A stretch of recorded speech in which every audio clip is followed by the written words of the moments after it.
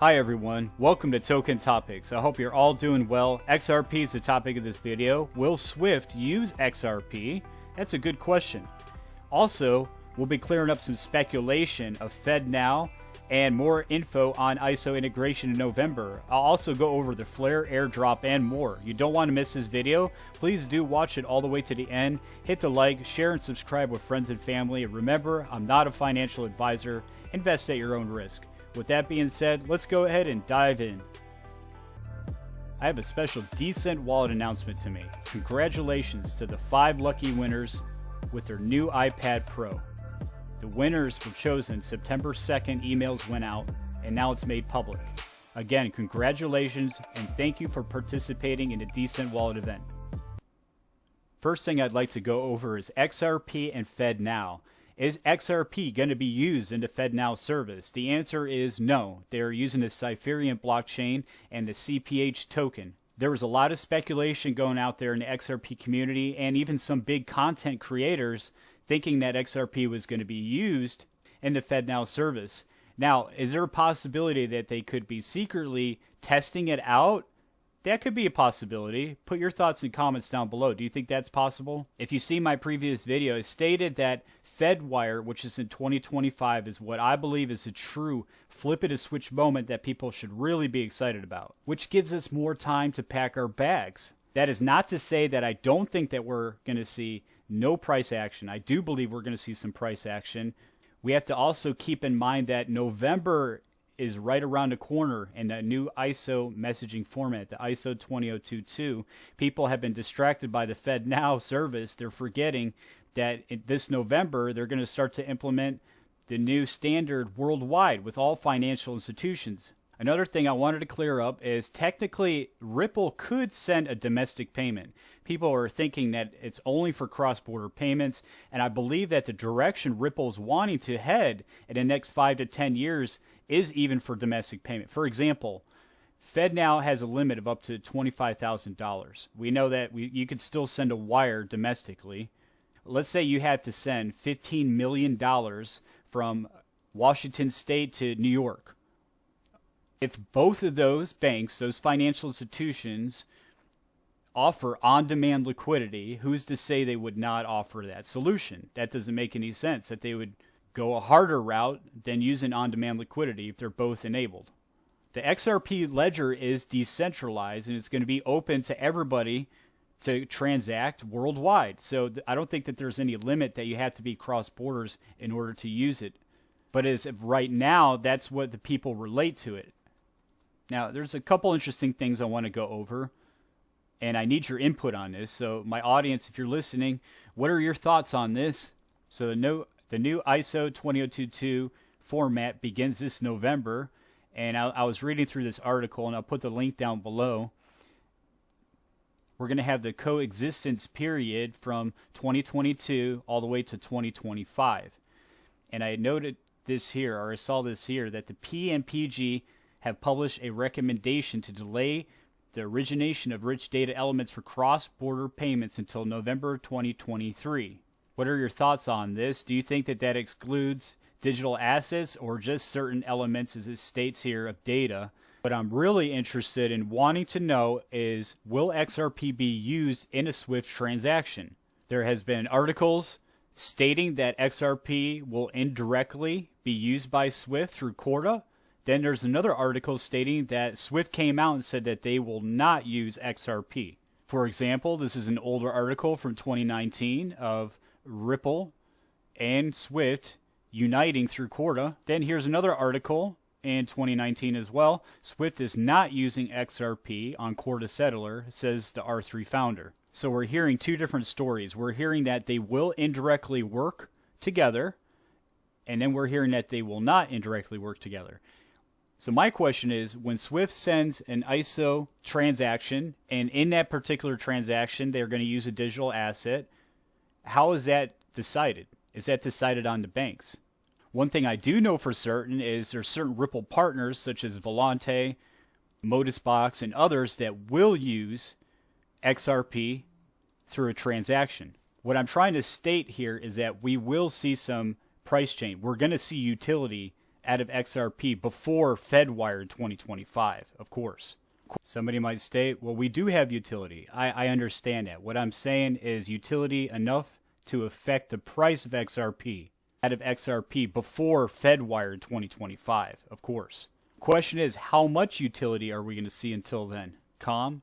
So what is the role of an ISO 20022 in crypto? A crypto that complies with the ISO standard that could be approved by a centralized bank that enables crypto payments. ISO standardized crypto identifiers are going to change the way crypto is used. If ISO issues an official code for cryptos such as Bitcoin or Ethereum or ETH, that crypto will enter the database tables of top financial services like Visa and MasterCard. I could see Ripple also being an option right there. Visa, MasterCard, Ripple, etc. Now, some more from Phoenix.com. Now, keeping that thought in your mind, would the bank choose the digital asset to send? States here that the 20022 ISO update could give certain cryptos the advantage of being ISO compliant and chosen by the banks for crypto payments, while the blockchain community often criticizes centralized bank services as slow and outdated. This update could signal that they're ready for change. To be compliant, a crypto blockchain would have to fulfill all SWIFT communication requirements, including the ability to pass customer data onto blockchain. This will increase safety for customers using centralized banks to send decentralized crypto. I like this right here. So far, only 2 compatible cryptos are XRP and XLM. It's rumored that cryptos like IOTA and Algorand are also compliant. However, Ripple is the only crypto player that's officially part of the ISO 20022 management group. We see from this graph right here, Hedera, Hashgraph, Quant, and Cardano are rumored to be compliant, but that's not official. But Ripple, XRP, and Stellar XLM are members of the ISO standards body. They're not just compliant.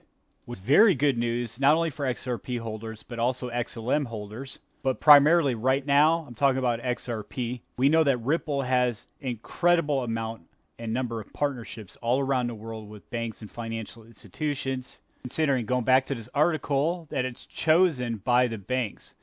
So when that payment has to go through, and that particular transaction needs a digital asset, there's a good chance that that bank is going to choose to use XRP. I thought this is an interesting fact here. ISO has developed currency codes for fiat currencies under ISO 4217, but cryptos are not officially classified and use unofficial ISO codes. In the future, cryptos will use DTIs, or digital token identifiers, such as XBT, for example, for Bitcoin when they are chosen for payments by commercial banks. So this is just the beginning. We still have a ways to go. So again, don't be discouraged over the FedNow FUD.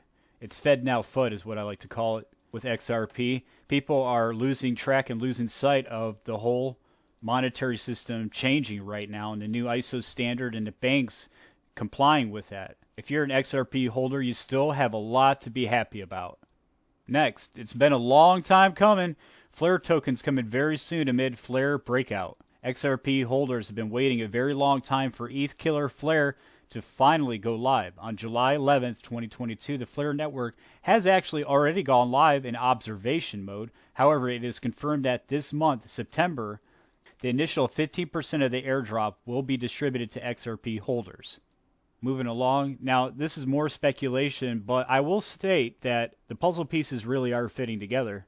The IMF is exploring a central bank digital currency, which we've known for some time. They're looking for a complete currency clearing and international settlements platform. This is tweeted out from Gold Telegraph. They stated the same thing, that the IMF is exploring a central bank digital currency clearing and international settlements platform. Last year, an IMF official said a world with more than one reserve currency is a more stable world. This article does go on to state that it is speculation. It's not 100% accurate, but the connections are very striking. We know that Ripple has met many times with the IMF, that states here that they're deep within central bank digital currencies. XRP can have asset issues on XRP Ledger and have them transferred very efficiently and securely. It states that we need to watch this video below that was created by Ripple and pay attention of the nuances of this 2-minute clip. Today's global financial system is more complex than ever before. Yet as the world's economies grow, the infrastructure they rely on needs to evolve. Every nation has its own independent monetary policy and regulatory standards. But with varying system access and legacy technology, the world's financial infrastructure can seem overwhelming.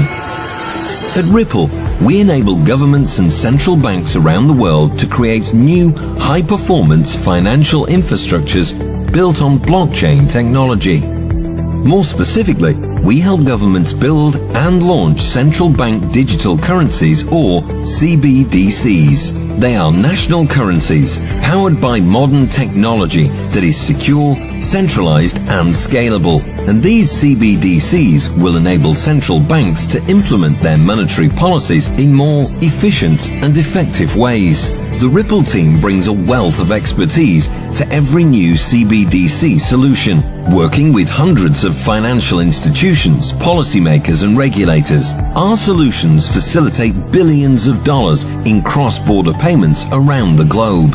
Ripple's CBDC solution is based upon one of the most reliable, sustainable and open source blockchain protocols, the XRP Ledger, XRPL. The XRP Ledger technology is perfect for CBDC blockchain applications. It's fast with transactions complete in 2 to 3 seconds. It's easily customizable and programmable. It's reliable, having closed over 72 million ledgers since 2012. The ledger's native functionality for issuing digital currencies also reduces the need for bespoke programming and reduces risk.